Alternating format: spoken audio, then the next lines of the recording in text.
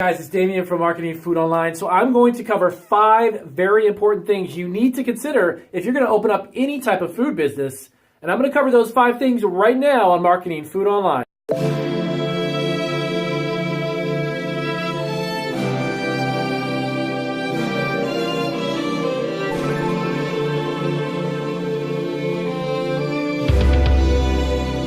Alrighty, so I'm going to give you the top 5 things that I personally would recommend you consider if you're going to start a food business, and any type of food business for that matter. These 5 things are very, very important. So I'm going to start from 5 and work all the way up to number 1.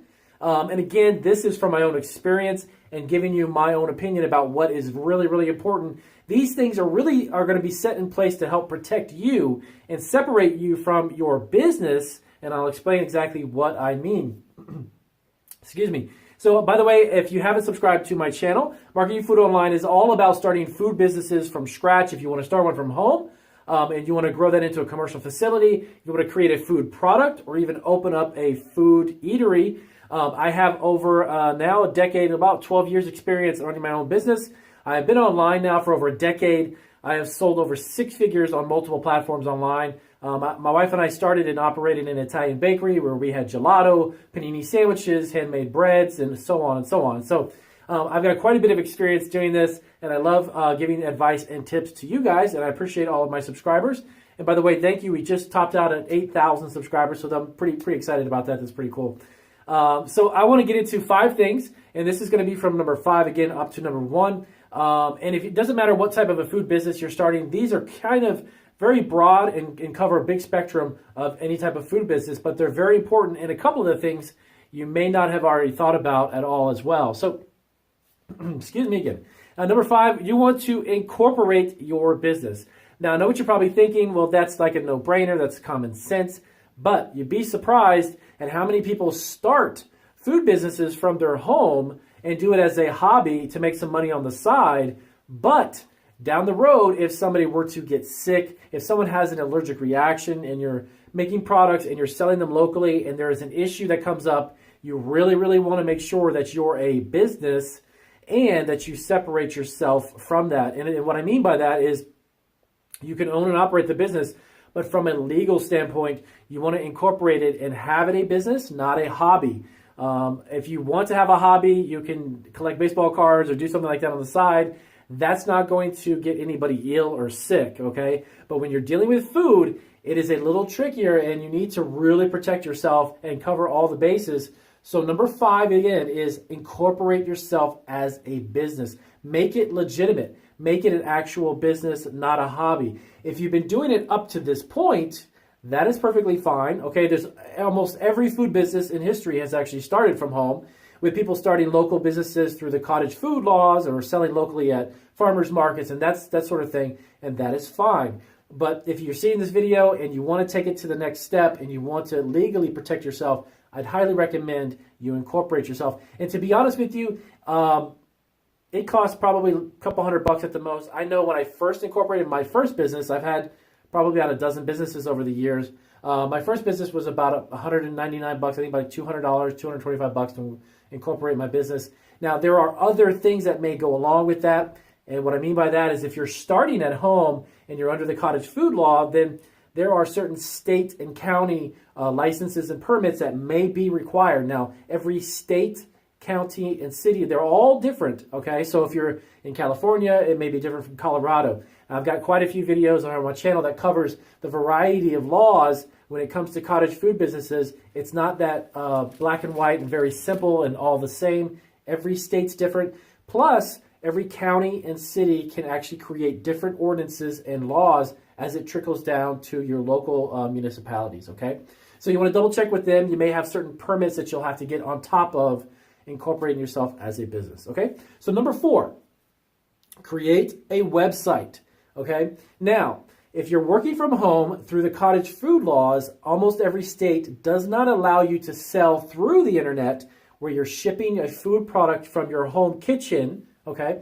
If you don't have a separate commercial kitchen on the property, or if you're not operating from a commercial kitchen, the cottage food laws are really, really strict about that, so you don't want to sell through a website. But the reason why I say have a website is it gives you an online presence. If you begin to sell products at farmers markets, you can tell them, hey, check out our website. There's more information about how we make our products, what motivated us. Websites are great to inform consumers about your food product, okay?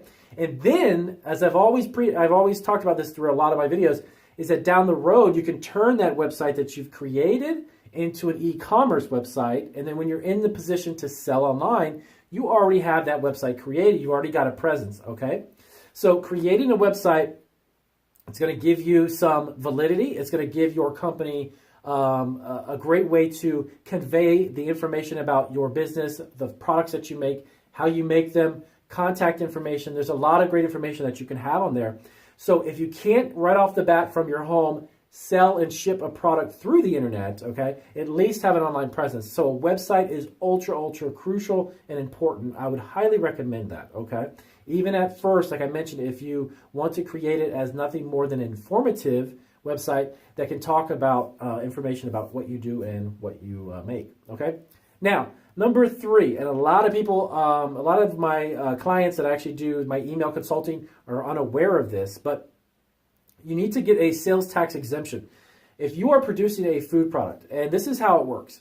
If you're producing a food product, you need to bring together ingredients. You need to bring together packaging, labels, everything from start to finish is going to be resold, okay? And then you're going to collect the sales tax from that finished product on the back end. If you're paying for ingredients and you're being charged a sales tax, you're being taxed twice. Whenever you produce a food product, all of your ingredients you should not pay sales tax for. But you have to register with the state. You have to have a specific number for that. You need to get that exemption. So you need to apply for that state by state. And again, the process and the departments to do that they vary from state to state, okay? So I can't give you a specific phone number right now for California, and that's going to be the same as like Idaho. That's not how it works. So you want to double check with your state, and you want to make sure you get that. So hypothetically, let's say that you were making cookies, and believe it or not, your local Walmart has really big bags of flour and sugar and real basic things like eggs and milk, and you're going to bring that together and create a product. You can actually go and apply for that sales tax exempt. So when you go through the register, you're not going to pay tax on those ingredients because you're going to sell it and eventually collect the sales tax on the back end, okay?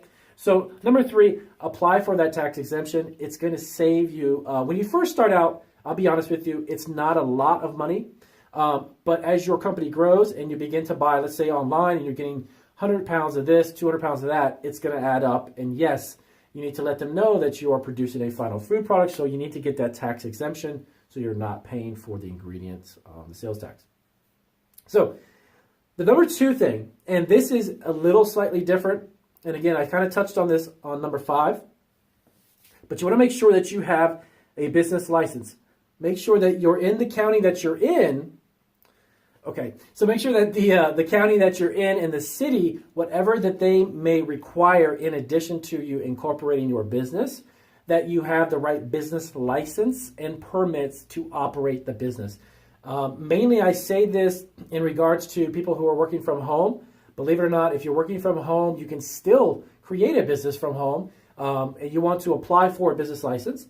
And then you want to make sure that you're following all the guidelines for those specific permits and licenses on top of any additional incorporation that you may have or tax exempt. There's a lot of different things that you need to look into. And again, it'll be based upon the type of the state that you're in and the type of requirements that they're going to request and need from you, okay? So lastly, you see me gazing over here, I'm checking out my board really quick. Okay, so the last one, number 1, is probably the most, in my opinion, one of the most important aspects other than being a legitimate business and applying for all those licenses. You need to have food producers insurance, okay? Now, keep in mind, I'm giving you just 5. I'm running down 5 of the most important things. These are not everything that would encompass starting a food business, but these are 5 that I would recommend that are very, very important. So don't think that these 5 are like cut and dry and that's all you need to do. There's a lot of other things that you may need to do. If you're opening a restaurant, obviously there's a totally different realm of licensing, permits, inspections and stuff. If you're starting from home, that has nothing to do with opening a restaurant, don't get me wrong. So these top 5 things are really, really important, and they kind of encompass, again, all the different food businesses, you would really kind of need to touch on all of these. So getting business insurance, what that is even if you're from home, you can get an insurance policy to cover the production of the food that you're selling at farmers markets, local markets, whatever it may be locally. If you're working from a cottage food, there are insurance companies who can cut policies for that type of business, okay? There's actually insurance policies for everything from food trucks to caterers to if you're creating a restaurant or a shop that sells sandwiches and such, paninis, or a coffee shop. A lot of the policies are similar, but there will be a little bit of variation in the type of coverages that they have. But the reason why I say number one is insurance is that you want to, as I said in the beginning of the video, separate yourself from your business. The liability factor, you want to make sure that you've got insurance, because if somebody gets sick, or again with food, they're going to consume it. And obviously it's common sense that if someone has an allergic reaction, there may be some issues that may come back to your facility in the way of legal issues or something to that effect. So you want to really make sure that you got yourself covered with a policy, so your personal and business and such is separated.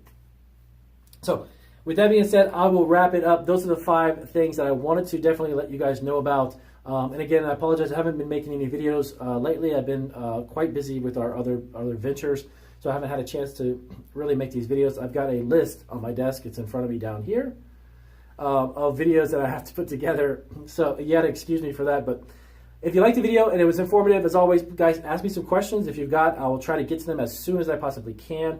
If you guys are interested in working with me more direct, there's email consulting and, of course, the 1-hour phone consulting that's available on marketingfoodonline.com. And I'll put a link, you'll see that here on the website as well. And I will see you guys on the next video. The next one I'm going to post, the next video, I've actually picked out 5 questions. It's going to be a Q&A. I like to do these Q&A videos. I did one about 2 weeks ago. I brought together a handful of video from questions from you guys, the subscribers. And I'll be doing that tonight. I've got about a half a dozen or so I want to do on my next video. So I'll see you guys in the next video. Thank you. Take care.